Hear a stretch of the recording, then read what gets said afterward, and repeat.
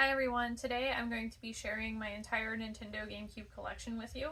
You may have noticed already, but my hair actually is almost identical looking to the color of the original GameCube. So that brings us to showing off the console itself.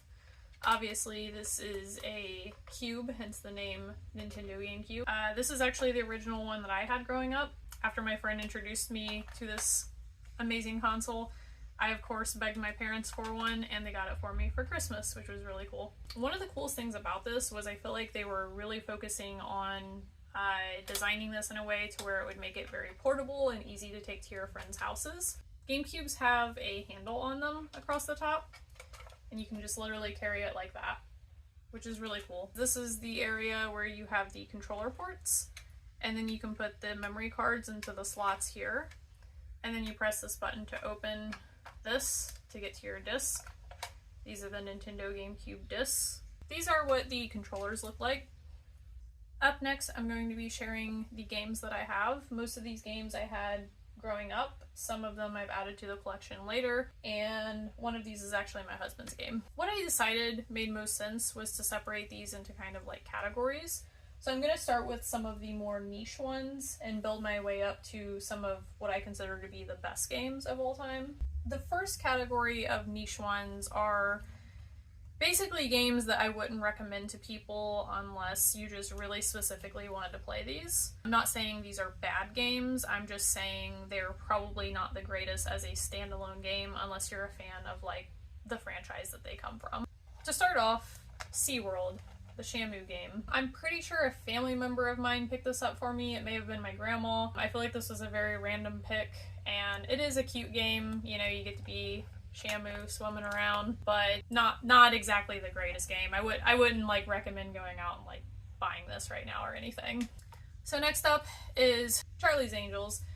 I am probably one of the biggest Charlie's Angels fans and I always was as a kid growing up. So I actually thought this game was pretty cool and I was just happy that they made a game for this movie. This game is really not that great of a game, but if you're a huge Charlie's Angels fan, I think you would enjoy it. Okay, next up, these games are like a slightly higher tier. I still feel like for the genres that they represent, you can find better games. So the only reason you probably would want to play these games is if you were just a fan of, once again, the shows or movies that they come from. This is Rave Master. If you're a fan of the show, you probably will enjoy this game, but if not, it's probably not the greatest game ever. Up next is Teen Titans. This was kind of like a fighting style game and is actually really fun if you're a fan of Teen Titans, but once again, if you're not, I feel like there are better fighting games out there. Up next is Naruto Clash of the Ninja 1 and 2. This one is actually pretty decent, but I feel like once again, I would only recommend this to Naruto fans, and even so, I feel like there are much better Naruto fighting games nowadays. This is the final tier, so these aren't really ranked in any particular order. These are all games that I think are fantastic standalone games and are top tier for their genre. So the first game is my husband's game actually, Super Smash Bros. Melee. I was never really into Super Smash Bros. Growing up as a kid, but he introduced me into it later on. Like, I mean, I had technically played it a couple of times before that, but I didn't really like regularly play, so he basically introduced me to the games.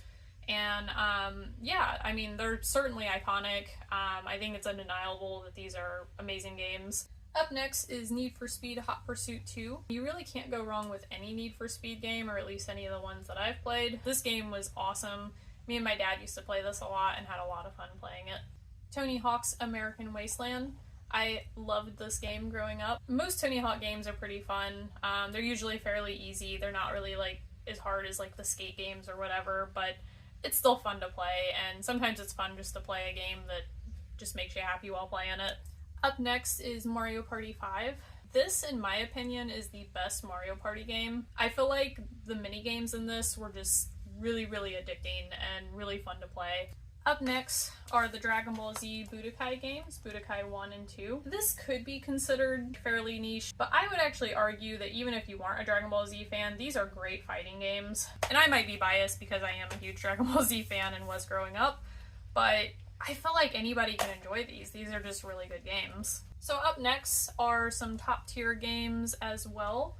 but I kind of kept these separate from the other top tier games because these are kind of more the cozy genre, which is interesting because I don't remember hearing that term growing up. I think that's kind of like a more recent thing, like maybe the last 5 to 10 years, but nonetheless, the cozy genre is the best way to describe these games. And these were some of the most iconic ones that really kind of started that genre. I mean, there were ones older than this, but I feel like in the GameCube era, these ones really popularized that genre. For starters, I'm going to start with Harvest Moon, A Wonderful Life, and Another Wonderful Life. These games were amazing. I would say at the time, but they're still just amazing. I've even replayed these recently and they still hold up. Also, on the Nintendo Switch, they actually recently did a remake of these with Story of Seasons.